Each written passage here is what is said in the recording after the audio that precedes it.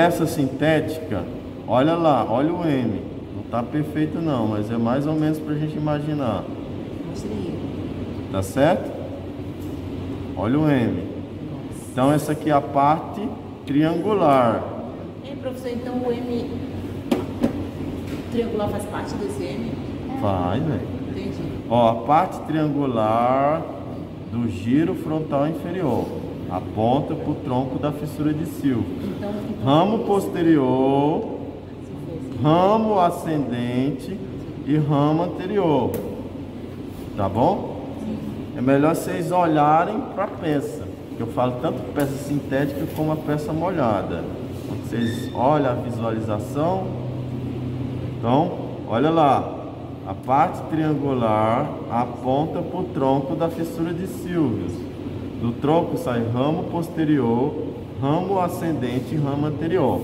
Tudo que está à frente do ramo anterior é parte orbitária. Só olhar aqui, pessoal. Olha para cá, ó. É que daí a gente está acompanhando. Nós vamos acompanhar. Olha lá. Vamos lá, pessoal. O ramo anterior, tá certo? À frente do ramo anterior tem uma parte orbitária ou orbital do giro frontal inferior, tá certo? Entre o ramo ascendente e o anterior tem uma parte triangular. Entre o ramo ascendente e o sulco pré-central tem a parte opercular. Lembra que a gente chama isso aqui de parte opercular, que vai compor o opérculo, que vai esconder a íncisa. Então, opérculo significa cortina, certo? Então, giro frontal inferior, tranquilo, né? O giro frontal inferior, do lado esquerdo, ele tem a área da fala, a área da linguagem. Tá certo? Então, do lado esquerdo é a área da fala e a área da linguagem. Tá certo? Em 97% dos pacientes que são destros e 70% dos sinistros. Tudo é do lado esquerdo. Tá certo?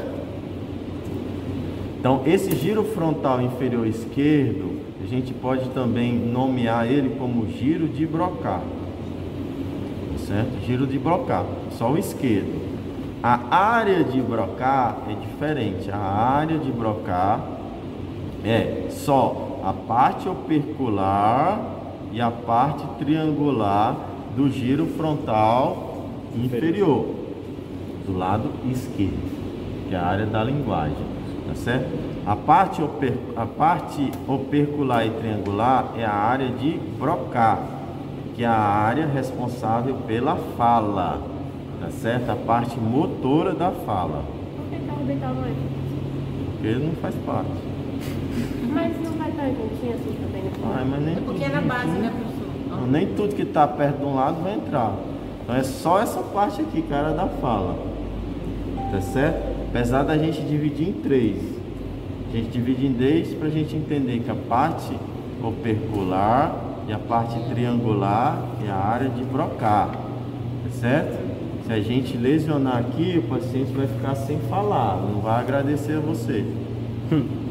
Ó, a parte orbital, a função dela é mais social, é o filtro social, tá certo? Então o polo frontal aqui é o filtro social, tá certo? É o comportamento, é o sujeito a aceitar e viver em sociedade.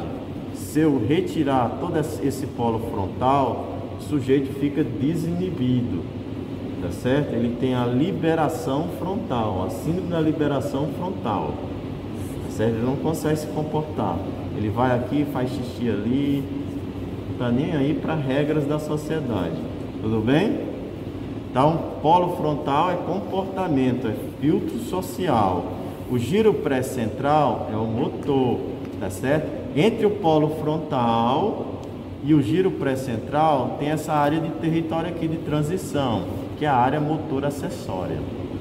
Então, a área motora acessória ela é importante porque é ela que inicia a atividade motora. Então, o planejamento da atividade motora passa por ela, para depois ser interligada com o pré-central. Tudo bem? Então, pacientes que têm lesões na área motora acessória, eles têm as apraxias, eles perdem habilidades motoras que já adquiriu, tá certo? Então, uma criança de 2 anos consegue calçar o sapato, amarrar o cadastro? Não. Consegue abotoar um botão? Não. Ela não tem a praxis, ela não tem essa habilidade motora, tá certo? Uma vez que eu ganhei o Elton sabe fazer tudo isso. Se o Elton perde isso a gente chama de apraxia. Ele perdeu uma habilidade que ele ganhou, tá certo? Isso é comum nas demências, nas síndromes demenciais, nas doenças neurodegenerativas, no Alzheimer. Então o vovozinho que sabia pentear o cabelo, se arrumar sozinho, já não sabe mais. Lesão aonde? Motor acessório. Tudo bem? Professor, quais são as áreas afetadas de uma pessoa, por exemplo, tem síndrome de Huntington? Síndrome de quê? Doença de Huntington. De Huntington. Então, doença de Huntington geralmente são os núcleos da base, tá certo? Então, geralmente síndromes motoras de motor involuntário, como Parkinson, doença de Huntington, síndrome de Sjögren, que é o da criança, tudo é lesão nos núcleos da base. Kernicterus, que é do RN, tudo é lesão nos núcleos da base, tá certo? Então, perdeu a fineza do motor, tá com tremor, tá com coreia, tá certo? Geralmente coreia, hemibalismo, distonia, são tudo distúrbios do movimento. Aí é núcleos da base. Professor, eu estou até agora encabulado, como é que eu vou identificar do outro lado da peça sintética? Ou o senhor vai cobrar só esse lado? Não, vocês vão precisar falar de lado. Não.